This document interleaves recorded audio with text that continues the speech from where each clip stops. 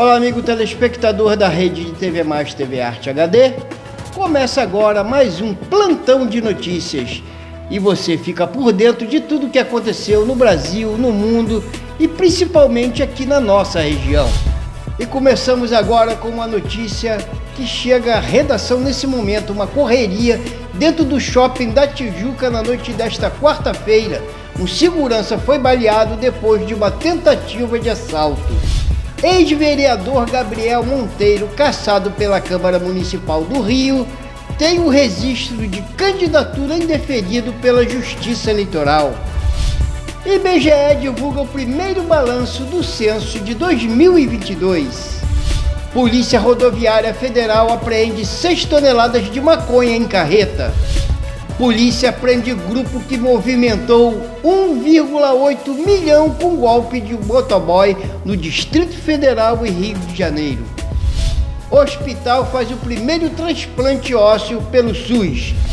As notícias locais com Maurício Aragão, os bastidores da política, Carlos Emir e o Brasileirão com a Copa do Brasil e Libertadores da América, você vai conferir agora no plantão de notícias da sua rede de TV Mais TV Arte HD.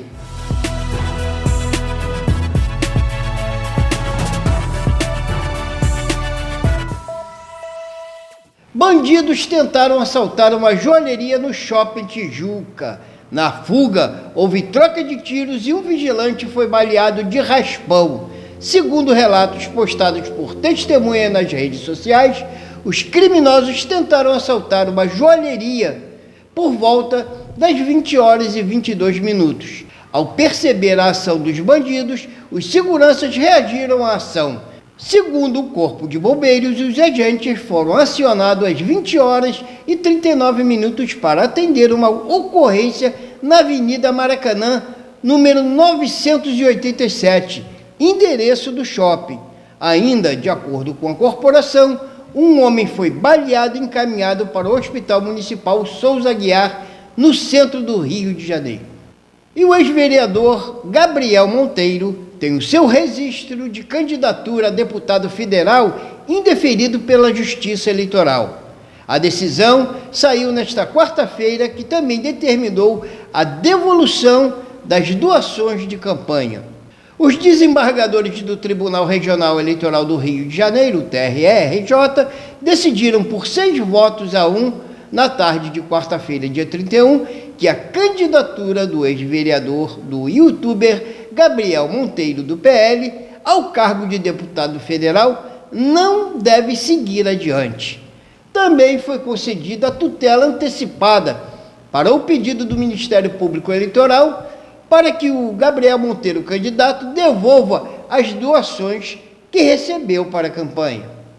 E o IBGE divulgou o primeiro balanço do censo 2022, muito esperado.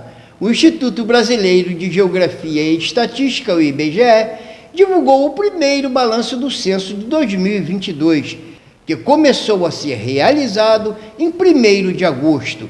As regiões Nordeste e Sudeste concentram o maior número de domicílios recenseados até agora. Acompanhe conosco a notícia. O primeiro balanço divulgado pelo IBGE revelou que quase 60 milhões de pessoas em todo o Brasil já foram recenseadas. Em menos de um mês de trabalho, mais de 20 milhões de domicílios foram visitados pelos recenseadores. São Paulo é o estado onde mais pessoas já foram recenseadas, seguido de Minas Gerais e da Bahia. Em todo o país, o questionário básico do censo foi utilizado em 88,2% das residências e o completo em 11,8%. Esse número está dentro do percentual que foi planejado pelo IBGE.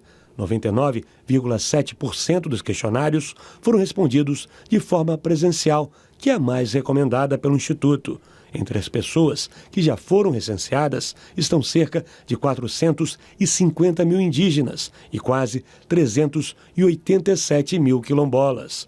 Esta é a primeira vez que estão sendo levantados dados sobre as comunidades quilombolas. Até o momento, em 2,3% das residências visitadas, os moradores se recusaram a responder à pesquisa. O IBGE acredita que esse número deve ser reduzido até o fim do levantamento. E a Polícia Rodoviária Federal apreendeu 6 toneladas de maconha em carreta. 2 grandes apreensões de drogas foram realizadas nesta quarta-feira, no dia 31. Só a Polícia Rodoviária Federal retirou de circulação 6 toneladas de maconha que seriam levadas para o Complexo da Maré. Acompanhe. As 6 toneladas de maconha estavam escondidas em uma carreta no meio de pedaços de madeira. A droga foi apreendida pela Polícia Rodoviária Federal na cidade de Três Rios. A suspeita é de que a maconha seria enviada para a favela Nova Holanda, no Complexo da Maré. 7 pessoas foram presas. Já no aeroporto Santos Dumont, análise das imagens do raio-x indicaram a presença de drogas na mala de um passageiro nigeriano que estava embarcando para Guarulhos, em São Paulo. Dentro das malas, agentes da Receita Federal encontraram quase 70 quilos de cocaína. A droga estava disfarçada com corantes para imitar chocolate e gengibre em pó.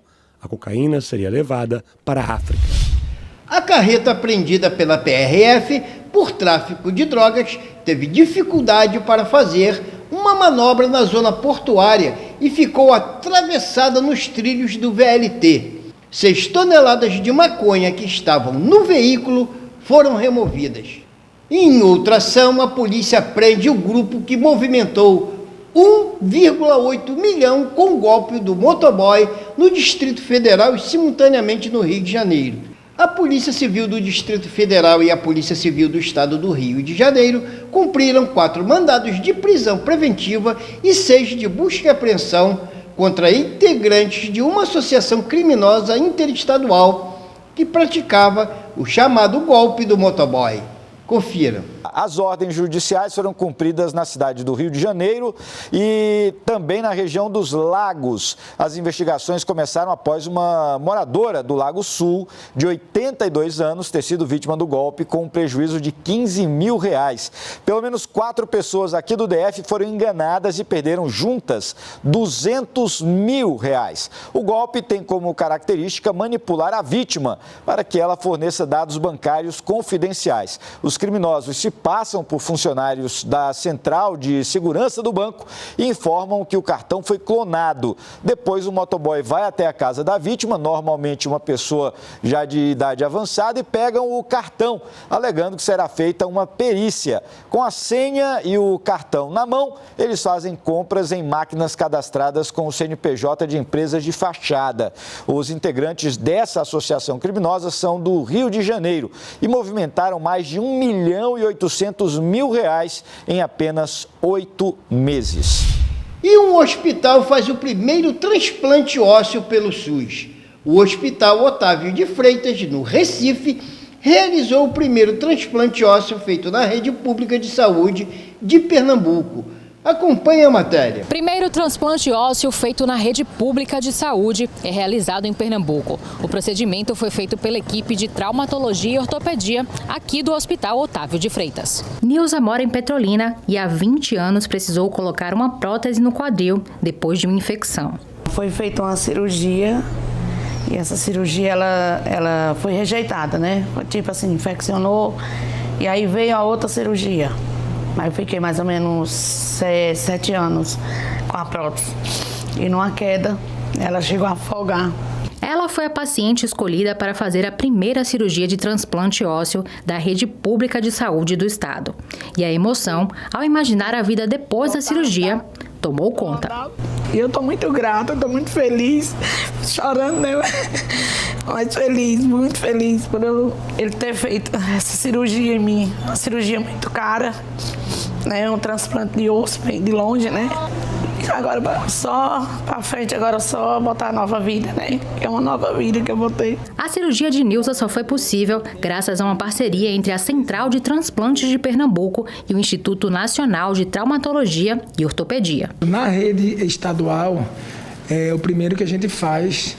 E eu acho assim, um passo bem importante, porque há uma demanda muito grande de pacientes com essa necessidade, né? Porque os bancos de osso no Brasil são muito escassos, devido à alta burocracia que existe para montá-los, devido ao alto custo. Esse tecido a gente conseguiu o fornecimento através de um banco de tecidos que tem, muito importante, acredito que o mais importante na rede pública que é o INTO, que é o Instituto Nacional de Traumatologia e Ortopedia do Rio de Janeiro.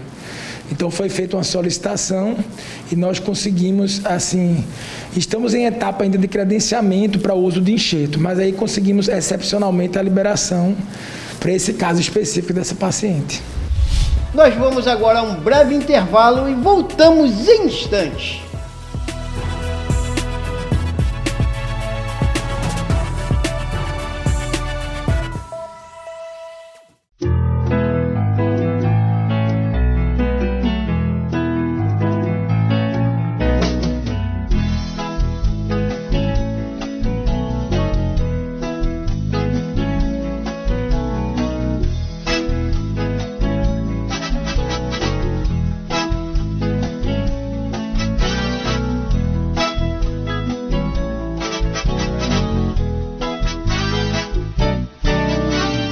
Rio de Janeiro, cidade maravilhosa, cheia de encantos mil, abençoada por Deus. Há 90 anos o Cristo Redentor, de braços abertos sobre nós, renovando todos os dias nossa esperança e nossa fé. Parabéns, Cristo Redentor. Uma homenagem da Rede TV Mais aos 90 anos da imagem do Cristo Redentor.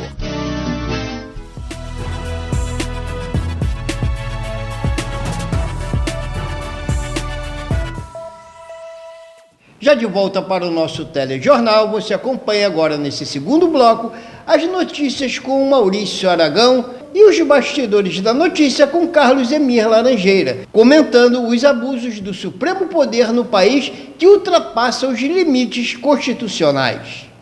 Está começando mais um Bastidores da Notícia. E o tema de hoje é um tema muito polêmico.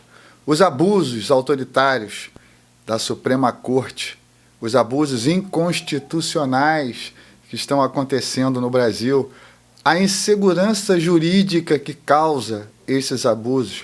É fato lembrar que tudo começou naquele famoso inquérito das fake news, aquele inquérito onde desmonetizaram contas de jornalistas, prenderam jornalistas, sendo que jornalistas estão presos e foragidos políticos até hoje, quebraram sigilo de empresários, prenderam deputados com imunidade parlamentar, o caso do Daniel Silveira, e esse abuso continua acontecendo e cada vez mais. O ministro Alexandre de Moraes, ele está testando todos os limites. Ele avança, quando ele vê que consegue o que quer, continua avançando, e assim sucessivamente. Esse ativismo judicial teve seu ápice na semana passada, na apreensão dos celulares e o bloqueio das contas bancárias de 8 empresários brasileiros, 8 empresários que geram empregos, que pagam seus impostos, por uma simples conversa no WhatsApp. Fica instituído pelo Alexandre de Moraes o crime de figurinha do WhatsApp. Hoje você não pode mais conversar, não pode mais expressar a sua opinião. Na verdade, você até pode expressar a sua opinião, se for de acordo com o que eles pensam. Você está sendo cerceado literalmente. A nossa democracia está correndo um sério risco com esses avanços, essas escaladas autoritárias que o Supremo Tribunal vem fazendo a cada dia na figura do ministro Alexandre de Moraes. E o pior de tudo foi que foi-se divulgado na imprensa que, se você vê a conversa no WhatsApp, não tem nada demais, dizendo que eles estão conspirando um golpe, esses empresários iam financiar um golpe, ia fazer o golpe com o quê? Com figurinhas de WhatsApp, essas figurinhas provocariam um golpe de Estado. E outra coisa também que passa também dos limites de uma aceitação, foi que esse pedido partiu do senador Randolfo Rodrigues, esse pedido de bloqueio das contas. Não foi a Polícia Federal que pediu. Nesse caso, existe um grupo dentro da Polícia Federal, não toda a Polícia Federal, que é uma instituição séria, uma instituição de Estado. Existe um grupo que é ligado ao Alexandre de Moraes, que parece a Gestapo na época da Segunda Guerra Mundial da Rússia. O Alexandre tem a sua própria polícia. E com isso, ele vai saindo das 4 linhas da Constituição constantemente. E o único remédio que nós temos para isso é o Senado. O Senado Federal, que poucos senadores corajosos levantam suas vozes na defesa da Constituição, mas nós temos um presidente do Senado que é completamente, como é que vou colocar essa palavra? Ele se abstém completamente dessa situação que está acontecendo do ativismo judicial aqui no Brasil. Mas, dia 7 de setembro está chegando. Eles estão com medo. Alexandre de Moraes quis proibir a manifestação de 7 de setembro, quis tirar o uso do verde e amarelo da nossa bandeira nacional. A que ponto chegou esse absurdo, onde nós que gostamos do Brasil, defendemos o Brasil, somos patriotas, não podemos mostrar essa dedicação ao nosso país por medo de um ativismo judicial que cresce a cada dia. Dia 7 de setembro está chegando. Eu acho que toda a população já está cansada, independente de partido político. Eu acho que tudo que está acontecendo no Brasil está levando a gente a um colapso, se já não estamos colapsados. Então, dia 7 de setembro, nós mostraremos a nossa força.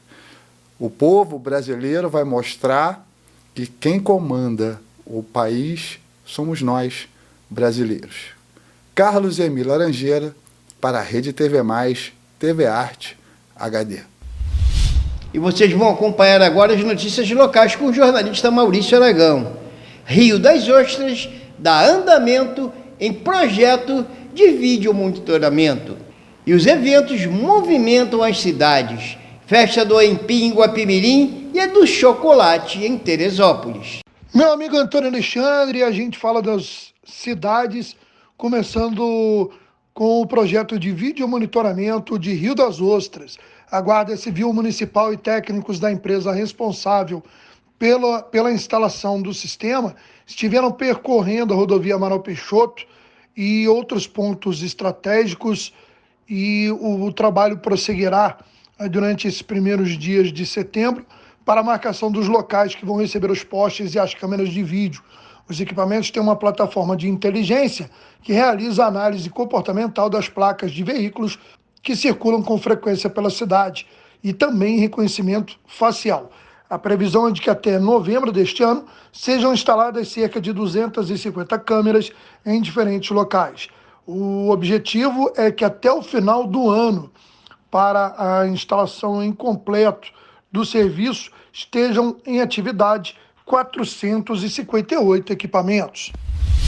Ainda falando de Rio das Ostras, na terça-feira, dia 30 de agosto, estudantes das escolas de anos iniciais da rede municipal fizeram a prova da primeira Olimpíada Mirim da Olimpíada Brasileira de Matemática das Escolas Públicas, a OBMEP. A versão Mirim é destinada aos alunos do 2º, 3º, 4º e 5º anos do ensino fundamental das unidades públicas municipais, estaduais e federais do país e tem caráter cultural e recreativo. Os alunos matriculados na EJA Educação de Jovens e Adultos também estiveram aptos a participar, desde que seu ano de escolaridade correspondesse ao 2º, 3º, 4º ou 5º ano do ensino fundamental. E agora vamos destacar 2 eventos que vão movimentar a região serrana. O município de Guapimirim tem, a partir desta sexta-feira, 19 horas, no Parque da Cidade, que fica localizado na Cutia, a abertura da Festa do Aipim, produto do qual Guapimirim é um dos 3 maiores produtores do estado do Rio de Janeiro. Você confere aí que o primeiro dia tem show de Xandão e Irio Lima, tem a participação DJ Luiz e, fechando a noite, o show de Mumuzinho. E a gente traz de volta aqui na nossa programação o recado que ele mandou para os moradores e visitantes. 2 de setembro eu estarei em Guapimirim na Festa do Aipim. Olha que maravilhoso. Vocês não podem perder, o Mumuzinho vai ser uma festa maravilhosa. E nesta sexta-feira, dia 2, começa em Teresópolis A festa do chocolate vai até domingo na Casa de Portugal, com uma programação que contará com chocolaterias, confeitarias, gastronomia, recreação e feira mix, artesanato. Mais uma pedida para o final de semana em Teresópolis. E o projeto Inverno Tô no Rio, do governo do estado, também vai estar movimentando Teresópolis esse final de semana.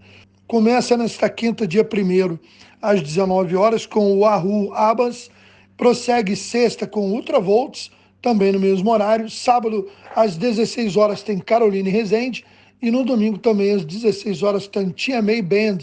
Todos esses artistas estarão se apresentando no palco montado na Praça Olímpica, no centro da cidade, junto com outras atrações do Inverno Tô no Rio. Maurício, eu vou ler agora uma breve nota que a gente, claro, vai dar acompanhamento aqui no Jornal Regional, apresentado por você aqui na Rede TV Mais TV Arte HD, que são 2 registros importantes da nossa região. O candidato a deputado estadual Vinícius Cosolino teve o seu registro de candidatura deferido pelo Tribunal Regional Eleitoral. E a Procuradoria Regional Eleitoral opinou pelo indeferimento do registro de candidatura à reeleição do deputado Vandro Lopes Gonçalves, o Vandro Família. A gente aqui da região lamenta profundamente que são 2 nomes que nessa corrida aí ao Alerj estavam já nas pesquisas aqui pontuando como positivo. Vinícius Cosolino, claro, avança aí com a sua candidatura, como vocês acabaram de ver, teve deferimento, e o Vandro Família, após uma cassação, tentou aí então a reeleição como candidato a deputado estadual, mas o Tribunal Regional Eleitoral entendeu que não é possível dar então seguimento à campanha, porque tem então essa condenação aí. A gente espera que o Vandro, não sei se ainda tem tempo de fazer algum recurso. Bom, quem perde com tudo isso aí, no caso do deputado Vandro Família, a cidade, foi vice-prefeito, teve aí então esse imbróglio que acabou o levando aos tribunais, fazendo com que fosse entendido de que houve realmente uma condenação e ele não possa prosseguir então com a candidatura. Lamentamos. Bom, e agora nós vamos à previsão do tempo. No primeiro dia de setembro, a previsão é de temperaturas em elevação com madrugadas geladas. Vamos conferir agora o que diz Stephanie Toso do Clima Tempo. O mês de setembro começa com grande amplitude térmica na região sudeste do Brasil. No decorrer desta quinta-feira, o sol predomina em todas as áreas e as temperaturas entram em rápida elevação, mas as madrugadas e as manhãs ainda continuam mais frias. A máxima volta a subir no período da tarde com a presença do sol. Ainda vai ser um dia com muita variação de nebulosidade na região do Vale do Rio Doce e também no interior do Espírito Santo, mas não tem previsão de chuva nas capitais São Paulo, Rio de Janeiro e também em Belo Horizonte. Ainda pode chover de forma muito isolada em todo o litoral capixaba e na região de Vitória, mas não tem previsão de grandes alertas. Ainda venta bastante no decorrer da quinta-feira e as rajadas podem chegar até 60 km por hora no litoral norte do Rio e 50 km nas demais áreas da região. Em grande parte do interior de Minas e também de São Paulo, a umidade relativa do ar volta a ficar abaixo de 30%, em cidades como Presidente Prudente, Franca, Bauru e também em Araçatuba. O calor ainda continua sendo destaque na região de Almenara e as temperaturas se elevam mais no período da tarde. A mínima começa com 9 graus na capital Belo Horizonte, mas a máxima chega aos 24 graus. Em São Paulo, dia de grande amplitude térmica, com mínima também de 9 graus e máxima chegando aos 25. No Rio de Janeiro, as temperaturas sobem um pouco mais e a máxima chega aos 26 graus. E agora nós vamos ao futebol e vamos falar de Flamengo, Clube de Regatas, que ontem foi lá na Argentina e fez bonito. Apesar de terem trocado lá o gramado do estádio, que foi um bate-boca antes do jogo, mas a coisa correu de forma melhor ainda do que imaginava aí o Clube de Regatas do Flamengo e a torcida rubro-negra. O Flamengo se aproximou de mais uma decisão da Libertadores ao golear o Vélez Sarsfield por 4-0 na noite de quarta-feira, em Buenos Aires. A equipe de Dorival Júnior abriu vantagem no primeiro tempo com gols de Pedro e Everton Ribeiro. Na etapa final, Pedro marcou mais 2 para finalizar a Argentina de uma possibilidade de classificação. E quem avançar após o segundo duelo enfrenta o Palmeiras ou o Atlético Paranaense, que disputam a outra semifinal. No jogo de ida, o time paranaense venceu o Alviverde por 1-0. O time rubro-negro pode perder por 3 gols de diferença no Maracanã na próxima quarta-feira, que mesmo assim avançará à final. Já o Vélez precisa nada mais, nada menos de uma goleada por 5 de diferença para evitar a eliminação sem a necessidade de cobrança de pênalti. Bom, e acaba de chegar aqui também nos bastidores da nossa redação uma última notícia, que a Polícia Federal e a CGU combatem o desvio de R$500 milhão na saúde em Duque de Caxias, na gestão do prefeito Washington Reis. Na manhã desta quarta-feira, dia 1/9, a Polícia Federal, com o apoio da Controladoria Geral da União, a CGU, deflagrou a Operação Anáfora, visando apurar favorecimento na contratação de cooperativa de trabalho pelo município de Duque de Caxias, por valores que, somados a contratos e seus aditivos, ultrapassam R$500 milhão em pouco mais de 2 anos. O período de investigação coincide com o mandato de Washington Reis, que está licenciado da prefeitura da cidade para disputar a eleição deste ano como vice-governador de Cláudio Castro. Não bastasse os fatos narrados acima, ao proferir o segundo voto a favor do ex-prefeito de Duque de Caxias, Washington Reis, no julgamento de embargos contra uma sentença de 7 anos e 2 meses de reclusão em regime semiaberto, o ministro André Mendonça, presidente da segunda turma do Supremo Tribunal Federal, livrou o político apenas da prisão imediata, abrindo brecha para que sejam impetrados embargos infringentes, recurso que pode retardar a execução da sentença por pelo menos mais 2 anos. Mas o resultado de 3-2 só vale em relação ao crime ambiental. Quanto ao loteamento irregular apontado no mesmo processo, permanece a condenação por unanimidade, não cabendo mais recursos, o que mantém a inelegibilidade do ex-prefeito de Duque de Caxias.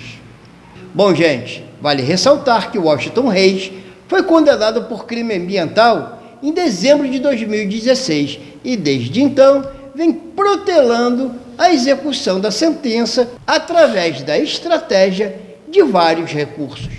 E assim nós vamos chegando ao final de mais uma edição do Plantão de Notícias, agradecendo a nossa equipe técnica que nos proporciona passar para vocês aí as últimas notícias do Brasil e do mundo, a você, amigo telespectador, sempre presente, acompanhando a nossa programação. Muito obrigado e até a próxima edição.